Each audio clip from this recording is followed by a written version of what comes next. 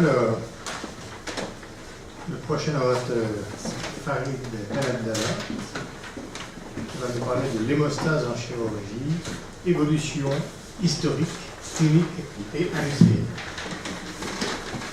Merci Farid. Monsieur le Président de l'Académie, Monsieur le Vice-président, Monsieur le Secrétaire général, Mesdames, Messieurs, mes chers confrères, je tiens tout d'abord à remercier l'Académie de m'accueillir et de me donner l'opportunité de présenter cette communication.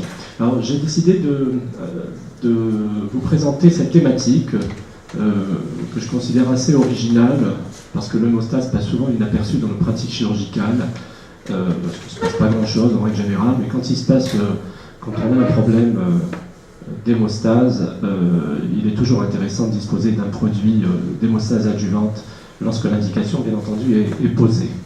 Alors, quelques petites notions d'histoire, car il est toujours intéressant de se rappeler que stopper le sang en chirurgie ou dans les plaies est quelque chose de très ancien. Dans l'Antiquité, chez les Grecs, Galien utilisait notamment des cordes, et les Celtes décrivaient les techniques d'hémostase par compression, avec des tampons ou imbibés de vinaigre.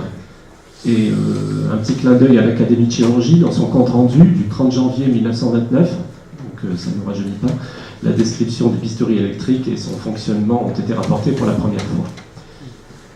Au XXe siècle, début du XXe siècle, ce sont les agents d'hémostase topiques dans l'ère chirurgicale que l'on retrouve dans la littérature, évoquant l'utilisation notamment de la fibrine pour faire l'hémostase. Grâce au progrès de la séparation des protéines, beaucoup plus tard, dans les années 30, fin des années 30, la thrombine purifiée est disponible. Au début de la Seconde Guerre mondiale, deux auteurs rapportent dans le Lancet l'utilisation de fibrine pour réparer des nerfs périphériques. Cronkite rapporte en 1944 l'utilisation du fibrinogène combiné à de la thrombine, cette fois-ci dans l'amélioration des greffes de peau chez des soldats brûlés. Et enfin, début des années 60 ou fin des années 60, les industriels, les chercheurs isolent et arrivent à concentrer les facteurs de la coagulation du plasma humain, à développer un cryoprécipité qui devient largement disponible pour les chirurgiens. En 1972, Matras a combiné le cryoprécipité avec la thrombine bovine purifiée pour produire le premier agent d'hémostase ou d'étanchéité à base de fibrine. Alors les industriels commencent à s'intéresser, vous voyez, à cette question des hémostatiques chirurgicaux. Et ce n'est que dans les années 40 que les premiers agents d'hémostase arrivent sur les marchés, à base de gélatine cette fois-ci, introduits sous le nom de gel foie. Alors je tiens juste à préciser que, en tant que médecin des industries de santé, ma présentation n'a qu'une connotation promotionnelle. Ça, c'est très important. En ce qui concerne les produits industriels, on a les adhésives de cyanoacrylate qui sont développés en 1959 par le docteur Harry Coover, qui travaillait à l'époque pour Kodak, donc rien à voir avec la médecine et la chirurgie. Et il travaillait sur un concept d'armement. Et ça n'a pas marché, le concept ne marchait pas. Eastman, Kodak Eastman, lui a soumis, quelques années plus tard, une demande d'approbation à l'agence américaine du médicament, ce qu'on appelle la FDA, pour ces cyanoacrylates comme adhésifs pour des plaies en 1964. Mais alors là, on avait aussi décrit des problèmes d'irritation et la FDA a stoppé l'autorisation pour ce produit. Ce n'est que beaucoup plus tard, en 1998, après une reformulation, ces cyanoacrylates ont été approuvés par la FDA. Et alors là, il va s'en suivre un certain nombre de développements que je poursuivrai plus tard. En 1960, on a extrait de la cellulose, du bois, transformé en fibre, puis tissé. C'est là qu'un des premières compresses hémostatiques, dénommées Surgicel, apparaît sur le marché, qui existe toujours et qui a évolué dans son concept. En 1998, là on a toutes les histoires de sang contaminé, etc. Puis il y a une technologie de réduction du risque de transmission virale qui arrive. Pasteurisation, bien sûr, qui est assez ancien, mais par des rayons gamma, etc., on arrive aussi à réduire le risque de transmission virale. Et donc des produits sanguins sont autorisés par la FDA, notamment une colle biologique, qui est un peu l'ancêtre des colles biologiques, qui est le tissu colle.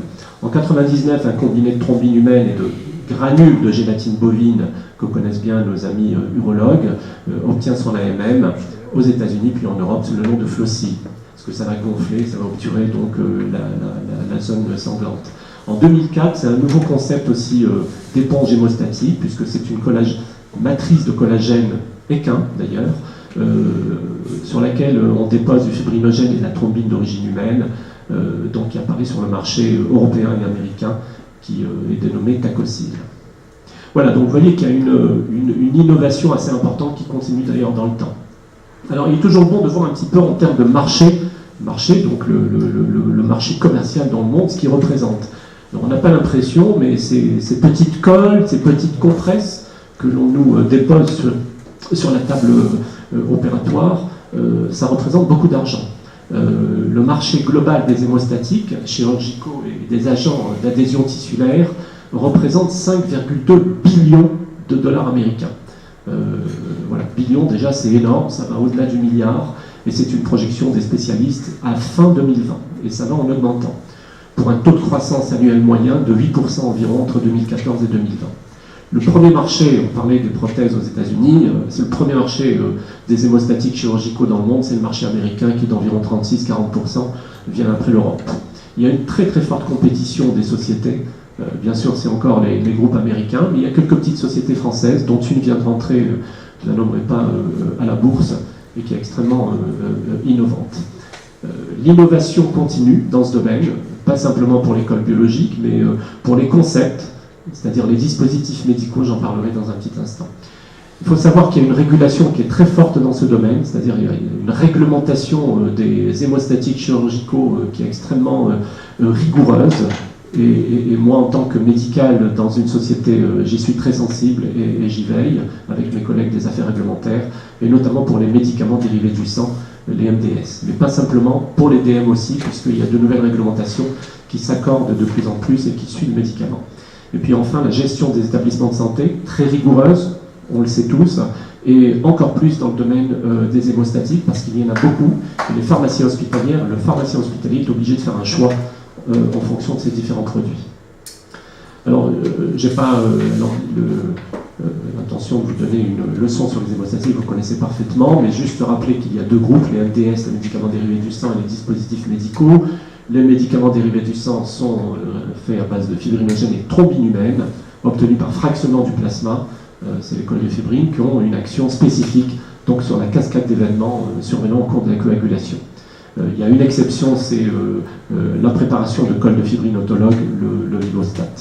Les dispositifs médicaux sont de différentes origines. Vous avez une origine synthétique, ce sont les aldéhydes, les cyanoacrylates, le polyéthylène glycol, que nos amis cardiologues connaissent bien, le PEG, l'origine animale, collagène, j'en ai parlé pour un produit, le collagène d'origine équin, les gélatines plus ou moins associées à de la thrombine bovine, et l'origine végétale avec l'alginate, cellulose ou autres polysaccharides, mais ces produits sont sans action spécifique sur la cascade d'événements au cours de la coagulation.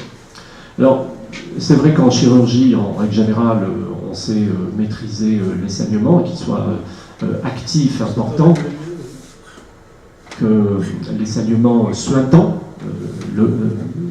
pleurer le sang, comme disait aussi M. Meyer, c'est vrai que ça peut aller très loin, et nos amis orthopédistes le savent très bien.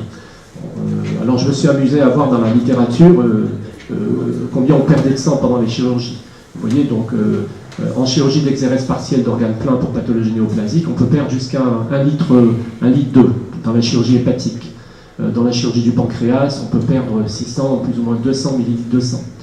Dans la chirurgie d'exérèse partielle d'organes creux pour pathologie néoplasique, on peut perdre jusqu'à 800 millilitres dans la chirurgie œsophagienne.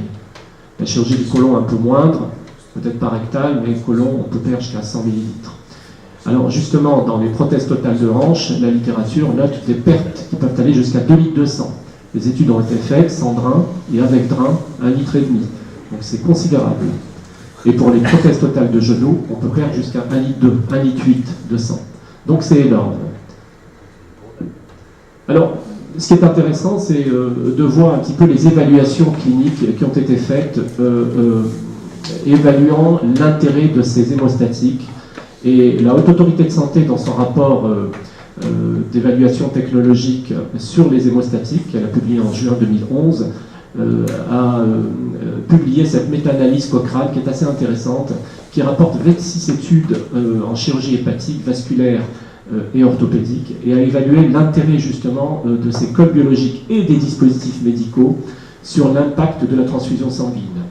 Et sur 18 études, donc ça représentait à peu près 1400 patients, on a noté 37% de réduction relative du pourcentage de patients transfusés. C'est assez intéressant, entre les patients traités par une colle versus groupe témoin, c'est-à-dire sans colle ou alors des sutures, etc.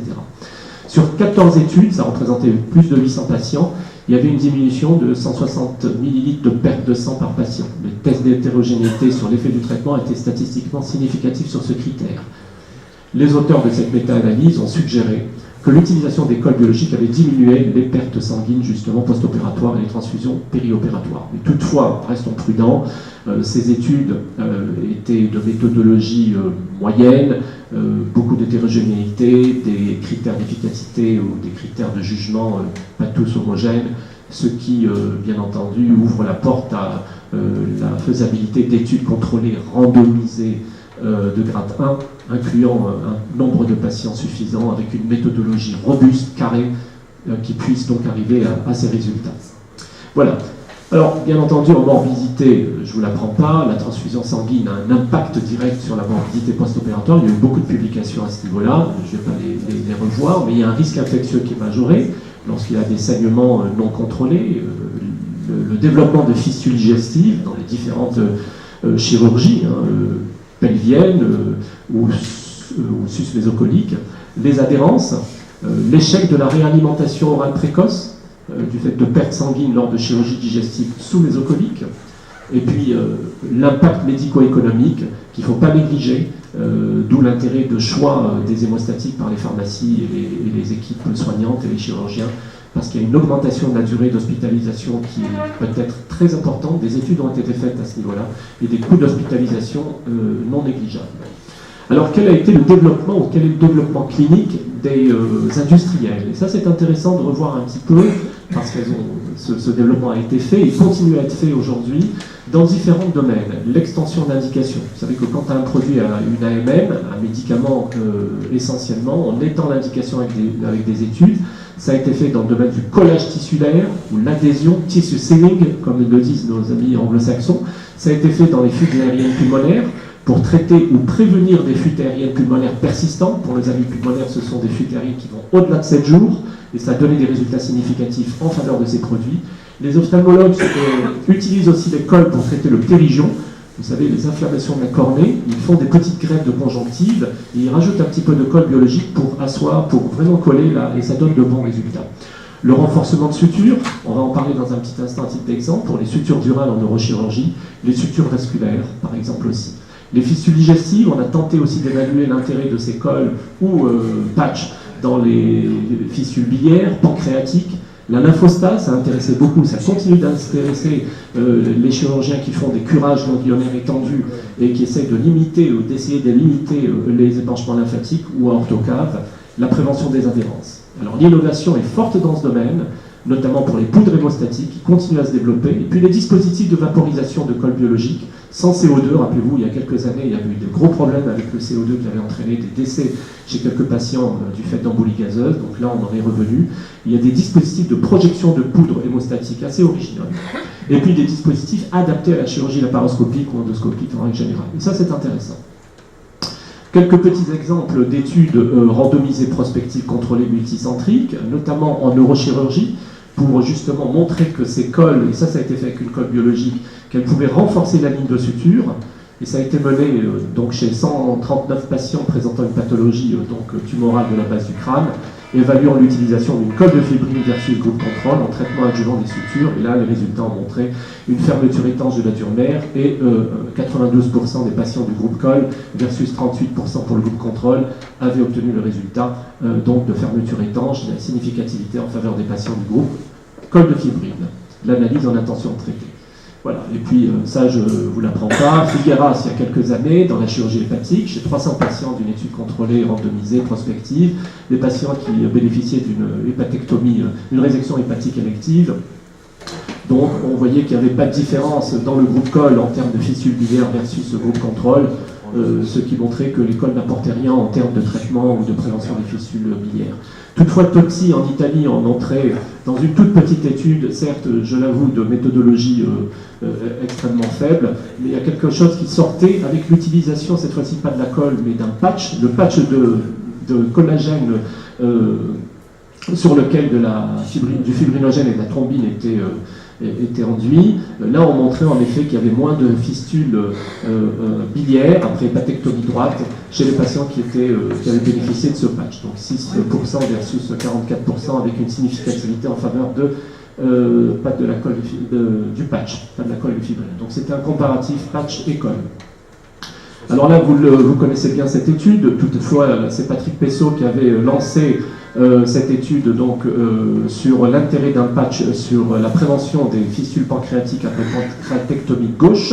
Il y avait un léger avantage justement à ce traitement, et qui a été fait véritablement dans une étude prospective multicentrique française, réunissant tous les services de chirurgie digestive français, dont le sponsor était la French, qui a été publié il y a 2 ans dans le journal de chirurgie. Là aussi, malgré tous nos espoirs, j'y avais participé aussi, on n'a pas montré d'efficacité significative de la matrice de collagène fibrinogène pour diminuer de manière significative les fistules pancréatiques post-opératoires après pancréatectomie gauche. Mais toutefois, la fermeture manuelle du résidu pancréatique et la ligature des vaisseaux spléniques dans la préservation splénique étaient des facteurs prédictifs indépendants de fistules pancréatiques cliniquement pertinentes.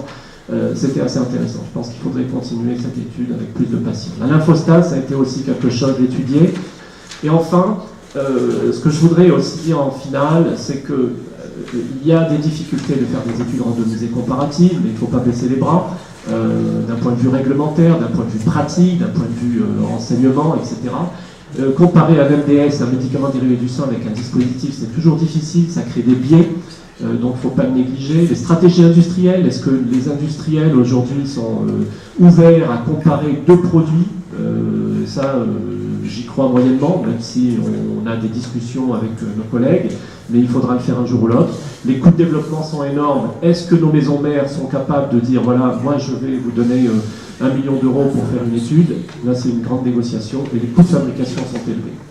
Et enfin, la réglementation est différente, sachez-le, entre les médicaments dérivés du sang et les DM, parce que derrière, il y a des réglementations, il y a des chartes par rapport aux personnes que vous rencontrez dans les services, notamment au niveau du médicament. Encore que je viens d'apprendre que dans le prochain plan du PLFSS, le dispositif médical va se ranger derrière comme le médicament pour ce qui est de ces réglementations. Voilà, je vous remercie.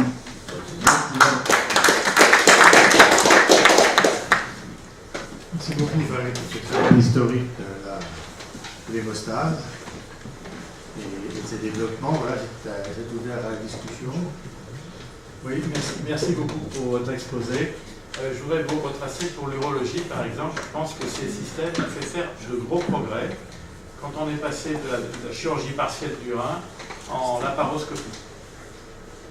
Puisqu'on n'osait pas bien, on ne maîtrisait pas bien de faire des sutures avec des bourdonnets sur le rein, et le Flowsil, vous l'avez cité, a été très largement utilisé, et ça a permis de faire un bond. Mais alors maintenant, on a une autre arme, c'est le fil barbé, le Veloc, que beaucoup d'entre nous doivent connaître ou peut-être utiliser, qui est un fil qui est très épais et qui permet de faire des sutures, de faire l'hémostase pratiquement parfaitement. Et depuis qu'on a ces systèmes de fils, on a beaucoup diminué la quantité de ces hémostatiques qui sont très chers, il faut bien l'avouer. Et par comparaison, le fil Veloc, ça doit coûter 30 €. Tout à fait. Je ne connaissais pas très bien ce produit, en effet, mais en effet, les hémostatiques ont des coûts extrêmement importants. Il y va du choix et de l'indication précise de chaque type de produit. En effet. Vous avez raison. Je vais compléter ce que tu as dit sur la chirurgie du foie, parce que c'est un peu la même chose. Et j'avoue avoir été un non-apôtre des hémostatiques, pour faire dire que c'est bien, parce que sur une tranche d'hépatectomie, ou bien il y a un vaisseau qui saigne, il faut faire l'hémostase du vaisseau, et sinon ça ne saigne pas en définitive. L'idée que la tranche d'hépatectomie chlore le sang est une idée très, très ancienne et désuète. Donc, personnellement, moi, je ne crois pas beaucoup dans les hémostatiques pour la chirurgie du foie orthopédique. Les amis urologues. Donc, il faut faire une bonne suture, avec des bons fils. Alors, M. Franco, c'est la raison pour laquelle, en effet, les indications se sont étendues, pas simplement pour l'hémostase. C'est vrai que les Américains sont très hémostases, alors qu'en Europe, on essaye d'étendre les indications sur des applications bien plus utiles, comme la lymphostase ou carrément des réparations de plaies vasculaires. On a réussi à traiter des plaies de la veine porte. Moi, j'ai toujours appris que la plaie de la veine porte, c'est une catastrophe.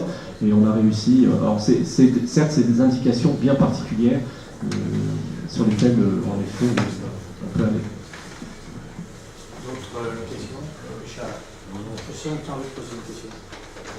Au lieu de la poser à Jean-Marc Fichel, pose-la à Farid. C'est pas une question, c'est Le commentaire de Richard avec ses hémostase de fait chirurgicalement, il y a rarement besoin. Mais par contre, on a gardé des habitudes, notamment dans les tranches hépatiques. Il y a peut-être d'autres choses. Il a parlé un peu des adhérences. C'est un sujet qu'on abordera ici. Est-ce que c'est mieux quand on met quelque chose après pour pas que le grand grêle se foute dessus? Moi, j'ai beaucoup travaillé sur le tissu col, on vaporisait. Il semble quand on finit l'intérieur, il y a du bonheur, mais est-ce que ce bonheur se justifie financièrement par rapport au petit gain? Parce qu'il y a une autre chose, si vous voulez, dans l'hémostase, il y a ça, c'est le problème. Il y a nous un problème très important, et vous l'avez évoqué, qui reste ces grands curages lombo-ortiques dans la chirurgie que je pratique.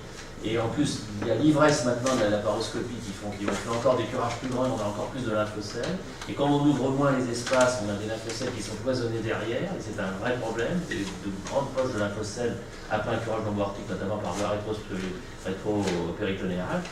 Et il faut être honnête, vous avez cité un moment lymphostase, on n'a pas trouvé la solution, et moi j'ai toujours critiqué les fabricants, on a toujours parlé du sang, et on n'a jamais parlé de la lymphe, et ce qui nous emmerde le plus en chirurgie, c'est parfois la lymphe. Voilà mon commentaire de l'avis des industriels. Absolument. Alors sachez que moi j'avais poussé à l'époque d'aller vers la lymphe. En effet, c'est difficile à faire comprendre aux fabricants, aux industriels, d'aller évaluer un produit qui est un produit d'épargne sanguine vers un produit d'épargne lymphatique. C'est extrêmement difficile, mais moi aussi j'y crois. Et c'est Simon Lato qui a fait un beau travail sur le curage ganglionnaire après prostatectomie, qui montre en effet une réduction significative, mais encore une fois, il faut des études randomisées, contrôlées, rigoureuses, carrées. Je crois qu'on sait faire l'hémostase des vaisseaux parce qu'on les voit, et je crois qu'on ne sait pas bien l'hémostase des lymphatiques. En chirurgie, pour moi, le problème actuel majeur, c'est plus les lymphocytes, les hémorragies. Oui, donc c'est intéressant, au fond, c'est pas l'hémostase qui est intéressante avec ces produits, c'est le reste.